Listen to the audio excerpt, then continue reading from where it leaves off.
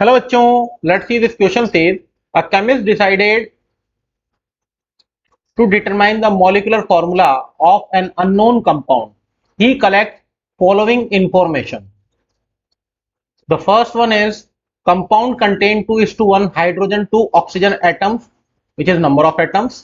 Compound has 40% carbon by mass. The third one is molecular mass of the compound is 180 gram. Compound contain carbon, hydrogen and oxygen only. What is the empirical formula of the compound? Our option is CH3O, the second one is CH2O, the third one is C2HO, C2H2O, and the fourth one is CH3O2. So the key concept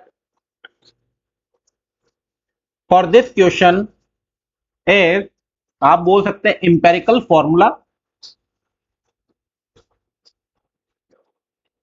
अब जाने के empirical formula होता क्या है, तो आप बोल सकते हैं इसके लिए it is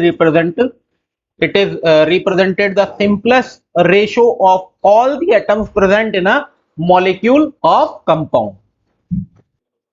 तो सबसे पहले सबके हम लोग परसेंटेज जान लेते हैं, क्योंकि एम्पेरिकल फॉर्मूला निकालने के लिए इसकी नीड पड़ेगी आपको. एटम्स हमें पता है, तो कार्बन जो है आपको दिया हुआ 40% बाय मास. तो इसी के साथ हाइड्रोजन और ऑक्सीजन की हम लोग बात करें तो ये रेस्ट हो जाएगा, विच इज 100 माइनस 40, यानी कि हो जाएगा 60% बाय मास.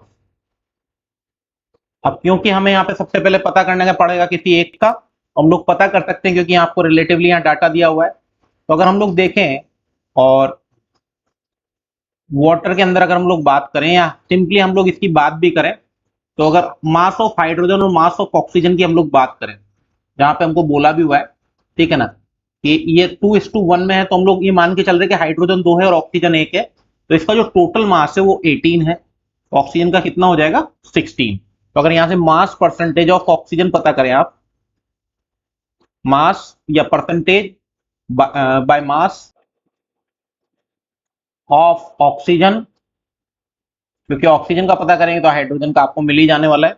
तो विच इज 60 टोटल है हमारे पास में, ऑक्सीजन का 16 है और टोटल 18. मास के हिसाब से अगर हम लोग देखें तो ये आपका आ जाएगा 160. इसको आप सॉल्व कर सकते हैं, ये आपका 10 टाइम्स 6 की टेबल से आपका 3 टाइम्स, टोटल आ जाएगा आपका 160 divided by 3 which is 53.33.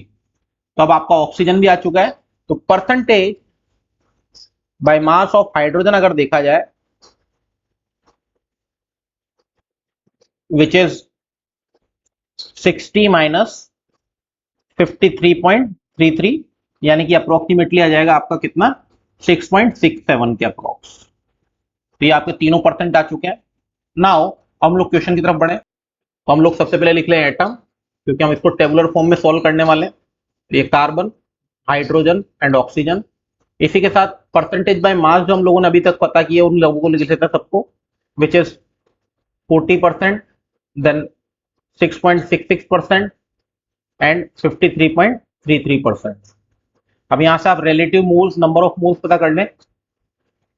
Relative moles, तो इसको कर देंगे 40 डिवाइडेड बाय 12, क्योंकि ये मोल आपके mass divided by atomic weight, 6.66 divided by 1 and 53.33 divided by 16. ये वैल्यू आपकी आ जाएगी 3.33, 6.66 एंड 3.33. अगर यहां से सिंपलेस्ट रेशियो पता किया जाए, विच इज जो सबसे छोटी टर्म होती है उसी से सबका डिवाइड लगा दें. यहाँ पे 3.33 सबसे छोटी, यानी कि आ जाएगा 1. 6.66 डिवाइडेड बाय 3.33 पे आ जाएगा 2 एंड 3.33 डिवाइडेड बाय 3.33, यानी कि ये भी आ जाएगा आपका 1. तो अगर यहां से देखें तो एम्पेरिकल फॉर्मूला